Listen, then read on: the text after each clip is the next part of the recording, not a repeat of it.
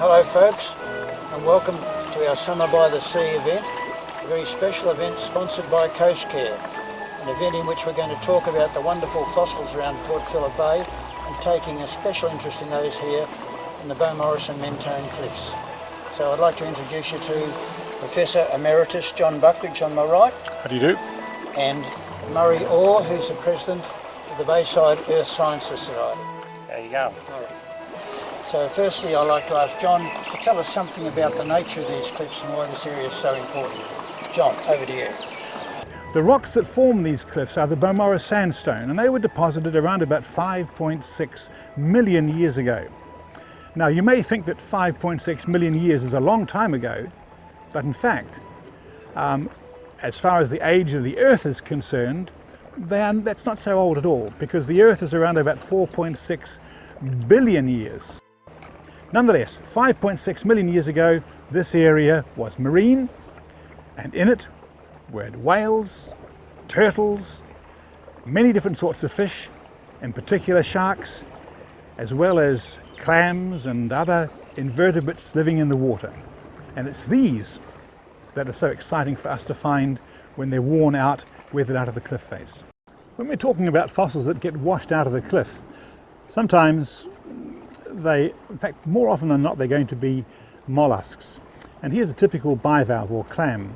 And the shell of the clam is made up of calcium carbonate. Now this one was taken out of the cliff face before it had a chance to be part of the eroding environment. As a consequence, the shell is all there still. But after a short period of time, when it does get worn out, here's another mollusk, this is a gastropod, we find that all the actual calcium carbonate has disappeared, it's gone. It's quite a soft mineral.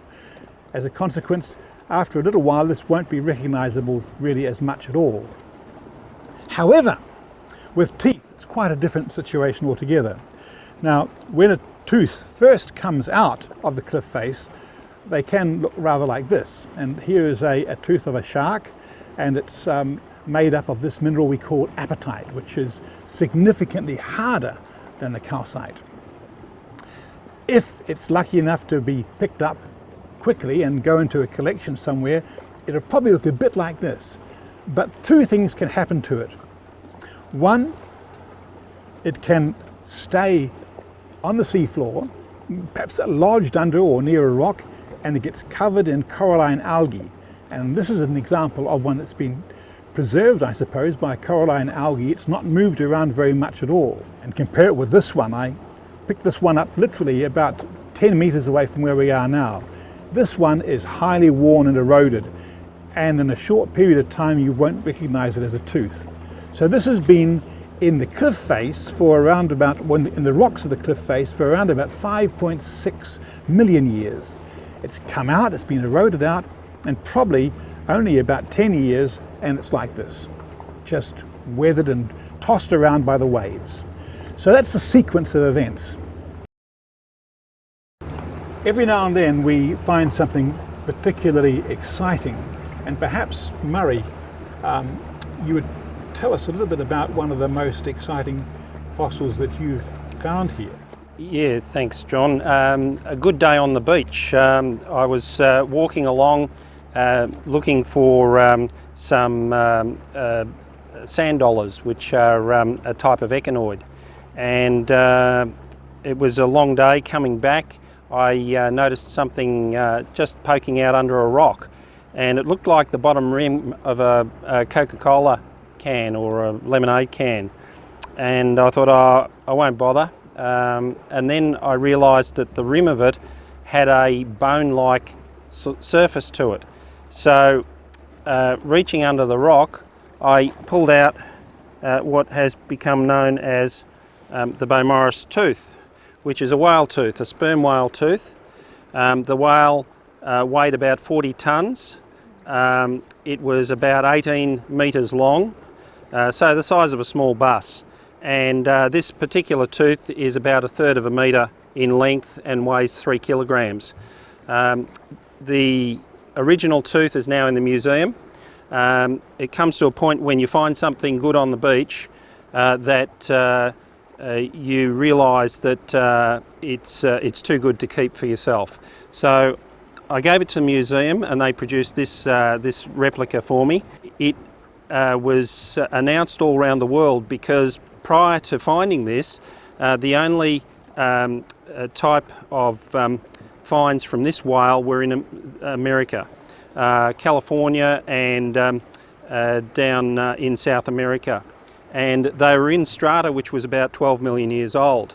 Now this strata is about 5 to 6 million years old, so we brought it around the world and screaming through history by many millions of years, and we now have proof that this whale existed here at Beaumaris. And you too could find something like this.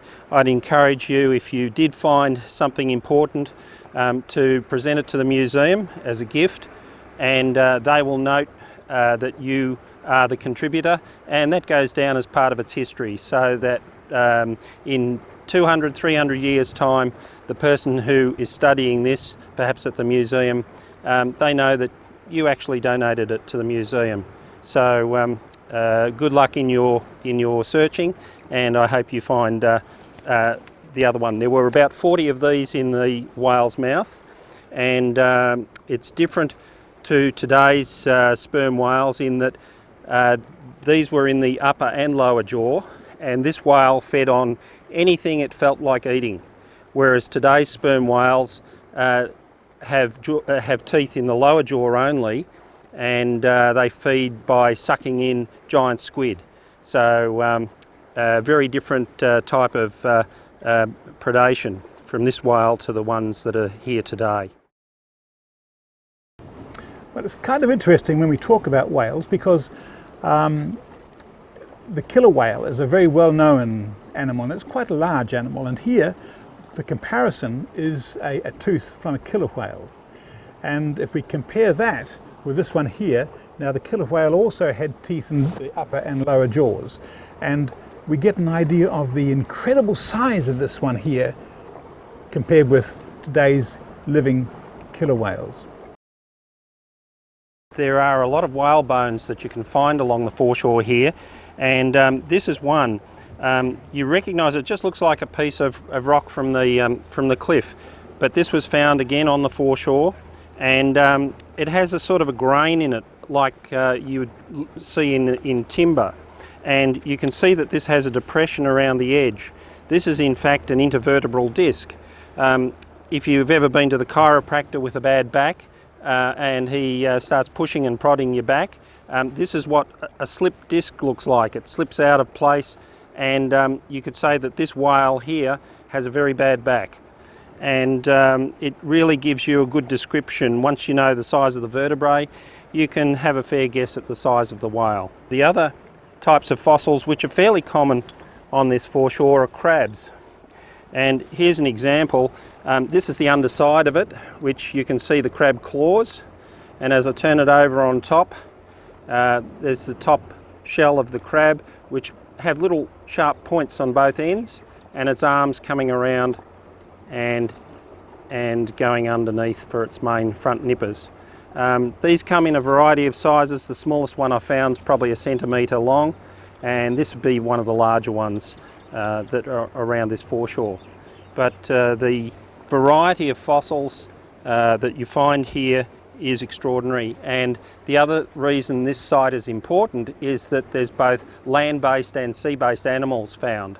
They have found parts of Diprotodon, which is like a 500 kilogram wombat, which would have roamed this area. They've found parts of seal and penguin, and the penguins were almost the size of the large emperor penguins in the Antarctic. This bay used to extend inland quite some kilometres, and over the millions of years has been filled in, and the sandstone has developed and then been thrust up out of the rock, and it's what is eroding into the water that releases fossils like this. Well, one of the things that we haven't mentioned is that we've talked about the invertebrates, in other words the things like mollusks and echinoderms and things, and there are some beautiful examples of echinoderm that are found here. This is a thing called Lavinia, which is particularly common, and in fact this is the type location of Lavinia woodsi. Now this thing here is extremely common in the rocks around the foreshore here when they're worn out. And It's a sea urchin, is it, John? it is a sea urchin or sea egg. Now one thing that is here that's perhaps rather intriguing is that we haven't mentioned plants, and there are not fossil plants on the whole, but there are tree trunks, extensive tree trunks that were washed out as during floods. A tree would be washed down a stream and would have settled and become waterlogged in the beach sands and muds, and they sink to the bottom of the ocean, and over a period of time they are compressed, and their outline, effectively their structure or their shape, is left behind, but that's the only thing that remains. And these moulds or casts of trees are remarkably common around here. Once you get your eye in, you can see that you walk along a stretch of the beach in the Beaumaris sandstone and you will see the impression of a large tree. On rare, and I say that specifically, rare occasions we can find the remains of plants, land plants, as well as this wide plethora of land animals and marine animals. So it is one of the most significant and important fossil locations in Australia. We're now going to walk around the Beaumaris Yacht Club, the Beaumaris Motor Yacht Squadron, and past the jetties and things to a very special little beach, much safer for you and your children if you come down. It's called Fossil Beach, and we'll have a little chat about some of the fossils there as we wind up this session. So join us for the walk.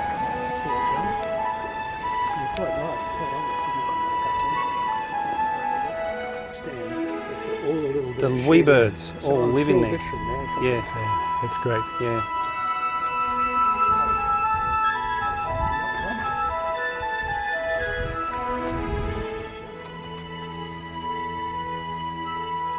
Now, what's really interesting about this car park is that probably underneath the car park are the remains of probably large animals that were living here, maybe skeletal remains.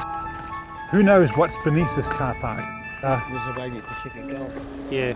A lovely baby Pacific gull there. I love them. See them right on the end. Mum's left it and gone looking for food. You know, Right off every post here has a bird on it. what's important here is the fact that the sea is eroding.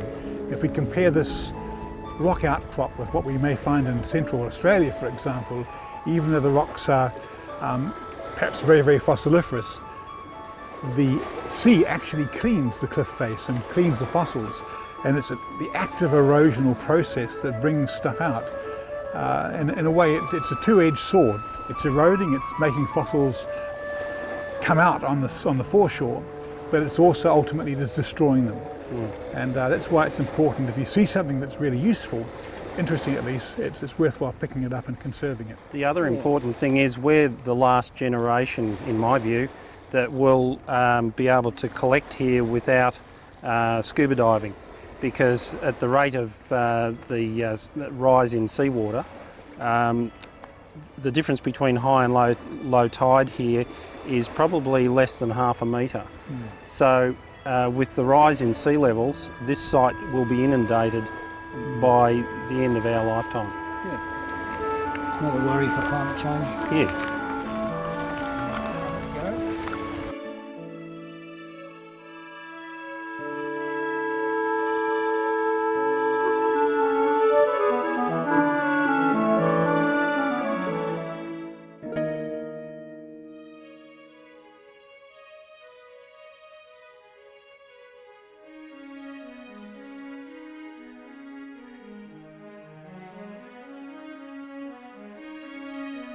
This sign is something that both DELP and Bayside Council worked with us on to produce, and just gives you a demonstration of what you can find on the foreshore, and also the warnings from Bayside and DELP as to the penalties for digging on the beach.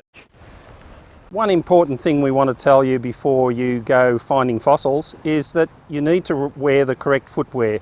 These small rocks behind me on the foreshore are slippery, particularly in summer when the algae grows on them. So thongs are no good. You want proper sandals or waterproof boots. Again, don't stand under the cliffs because if one of those rocks falls, it will kill you. So stand back from the cliffs. Even if you think you've found a good spot to look for fossils, don't go in too close to the cliffs.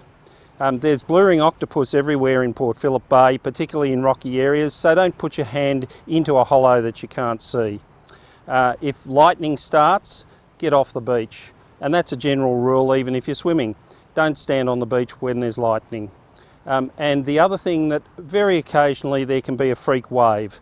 So you've heard about fishermen getting washed off the rocks. That can happen here too. So take it easy, take a lot of care. Wear a hat and slip, slop, slap.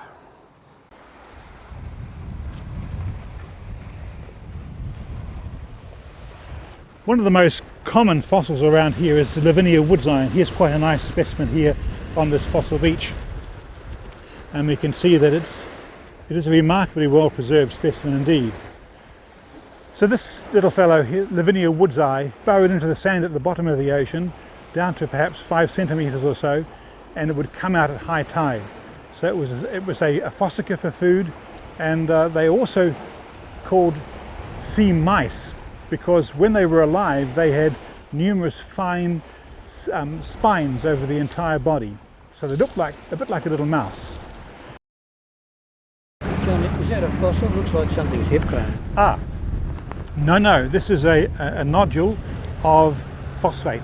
Okay. Now it's actually quite important because these phosphate nodules only form during periods of quiescence or low sediment input, so it would have been a relatively stable environment with hardly any sediment coming into it, and it would have been shallow, warm waters. So this is a phosphate nodule, and there are many of these in certain horizons. It was an amateur fossil hunter who dug this hole. He's since been identified, and the Bayside Council and together with DELP have made this area stable, but this shows you what you shouldn't be doing. You should not be digging into the cliff and destroying the cliff. They closed the beach for several months while that was being done, and destruction like that could cause the closure of all beaches in Victoria.